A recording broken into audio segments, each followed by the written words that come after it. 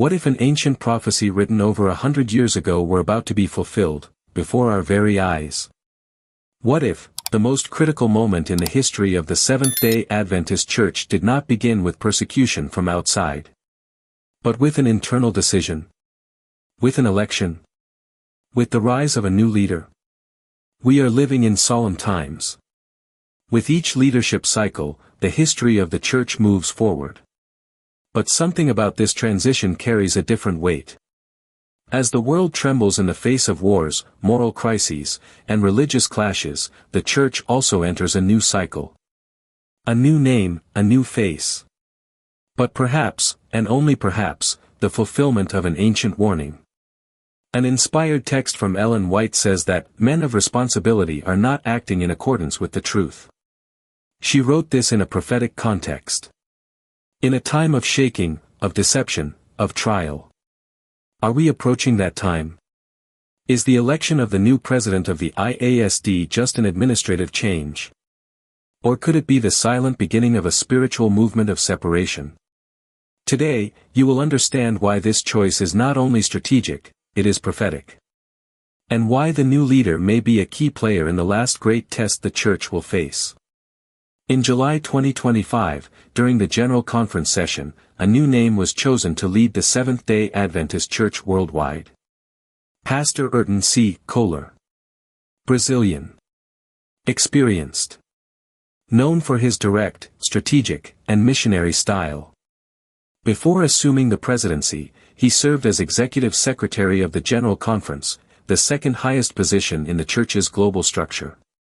His ministry had a strong influence in South America, especially during his time as president of the South American Division, where he led major evangelistic projects and consolidated a mission-centered management style. Now, he takes the place of Ted N. C. Wilson, who led the Church for 15 years. This change marks the end of an era, and the beginning of a new cycle. But the question remains. What does this transition represent within the prophetic scenario of the Church? What do you think? Leave your opinion in the comments. Prophecy. What did Ellen White say about leadership in the end times? There are prophecies that lie dormant in the pages of books. And there are others, that awaken when the time comes. Among Ellen White's many writings, there are a number of specific, and often overlooked, warnings about the role of church leadership in the final moments of world history. In Manuscript Releases, Volume 1, page 260, she writes, "Men of responsibility are not acting in accordance with the truth. Satan is working with all his deceptions, and many will be deceived." These words were recorded not for a past time, but for the days in which we live. They point to a time when men of position and authority within the Adventist Church itself could, even without realizing it, be acting in disagreement with the truth, not out of bad faith, but through subtle influence, cultural pressure, a desire to please the world, or simply by losing spiritual discernment. Ellen White describes a scenario in which deception would not come in the form of obvious heresies, but of subtle deviations, wrapped in discourses of peace, unity, and progress. She continues, "I saw that the enemy is pressing the church leadership to follow human plans rather than the guidance of the Spirit of God." Letter 55, 1886. It is in this context that the concept of the shaking arises, a moment of spiritual sifting, in which many who seem steadfast will be shaken, and those who have deep roots in the Word will remain standing. According to the spirit of prophecy, this shaking does not begin with external persecution, but with internal decisions. And often, it passes through the hands of leadership. Men who have not been guided by God will be called leaders. But God will allow this to test His people. Testimonies for the Church, Volume 5, page 80. In other words, the emergence of questionable leaders is part of God's plan to test the faithfulness of the Church. And that is the central point of this reflection. The role of the President of the Adventist Church in the last days is not only administrative. It is deeply spiritual. It is prophetic. The new leader of the SDA Church may be an instrument of God to revive the prophetic mission of the Church, or a catalyst for decisions that will bring about purification through crisis. We are not saying that it will be one thing or another. But we are saying, the time is solemn. The warning is real. And the people need to be vigilant. Because the shaking that Ellen White saw, may begin when the foundation of trust is shaken. And that, almost always, begins with leadership. The current prophetic context of the SDA Church. The Seventh-day Adventist Church is currently experiencing one of its most complex moments since its official organization in 1863. On the one hand, the numbers are impressive. Millions of new members, global expansion, presence in almost every country in the world. Educational institutions, hospitals, humanitarian projects, the work has advanced as never before. But on the other hand, there is growing tension within the church itself. Theological discussions have intensified in recent years. Issues such as the role of women in ministry, style of worship, use of scripture, relationship with ecumenism, and even prophetic teaching have caused divisions among theologians, pastors, and members. In addition, the debate between cultural relevance and biblical fidelity is growing.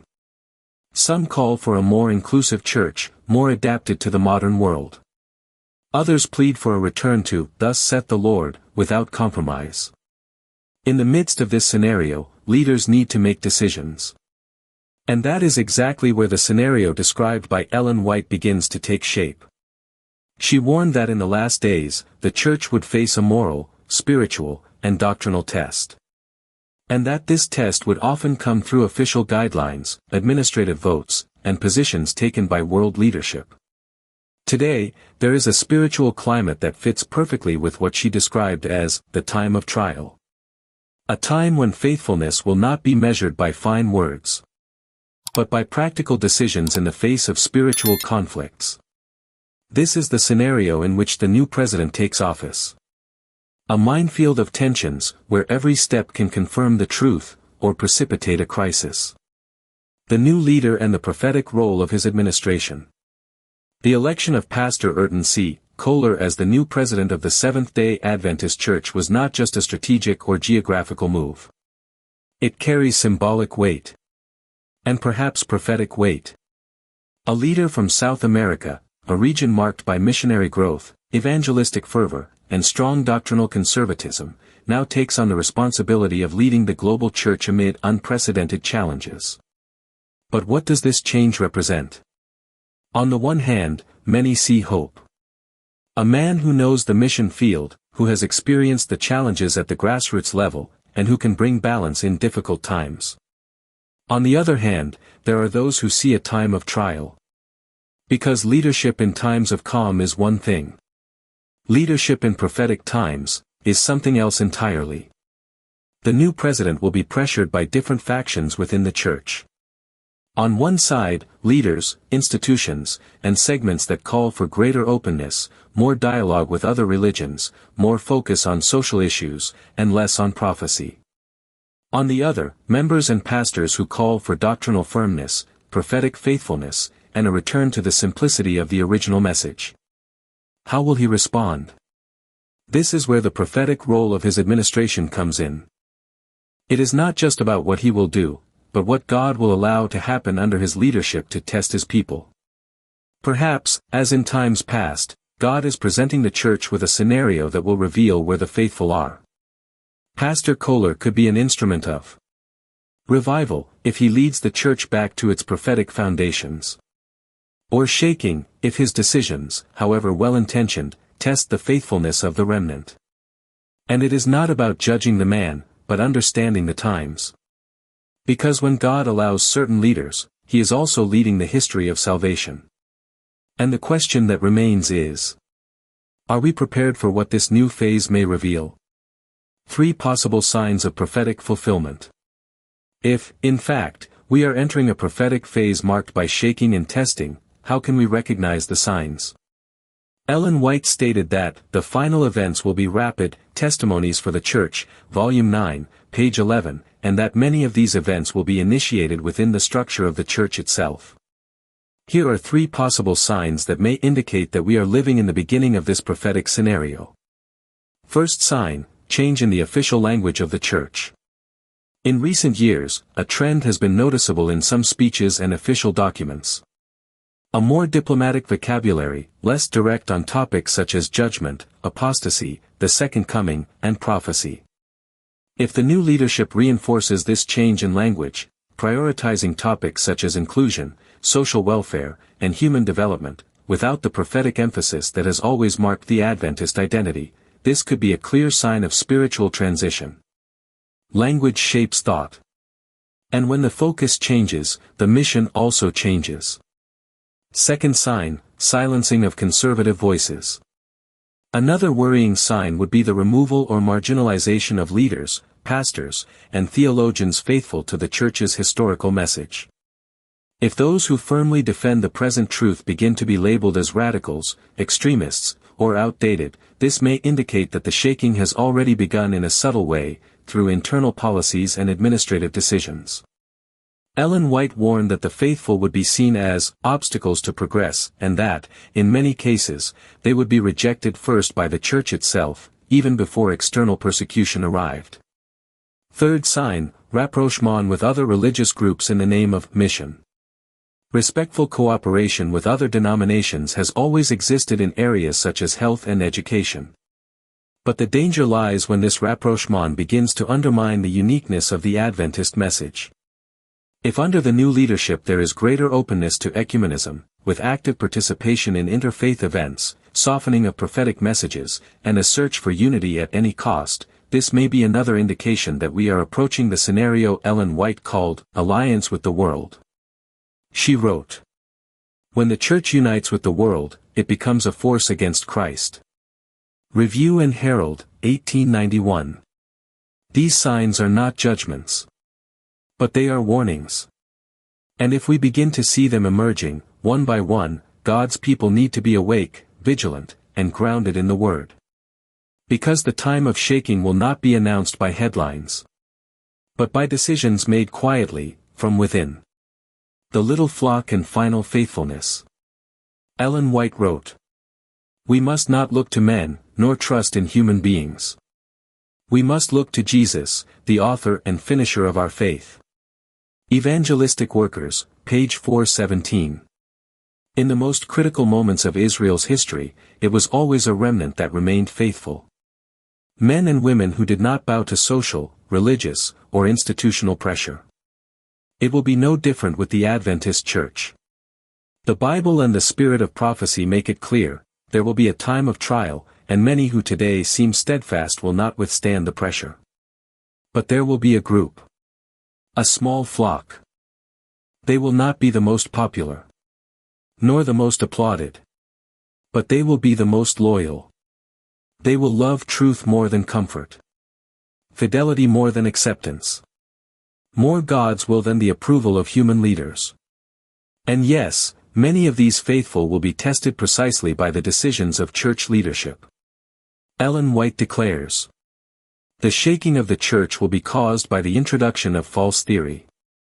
Final Events, page 175. But she also affirms that true worshippers will not abandon the faith. On the contrary, they will rise up in the midst of crisis, standing firm on the eternal rock. If we are truly entering a time of purification, the new president may be God's instrument, not necessarily to protect the church from crisis, but to allow the crisis to reveal who is standing firm in the truth. Because before the latter rain, comes the shaking. And before the final victory, comes the final test. We live in solemn times. With each new cycle of leadership, the church takes a step toward its prophetic destiny. But now, something seems different. The election of a new world president may be just an administrative milestone. Or it may be the beginning of something much greater. Ellen White saw a time when faithfulness would be tested. Where internal decisions would test the faith of members. Where the remnant would not be defined by words, but by spiritual courage. Is this the generation of shaking?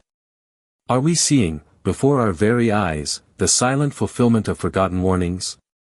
The answer is not yet complete. But the signs have already begun to move. So, more than ever, pray for church leadership.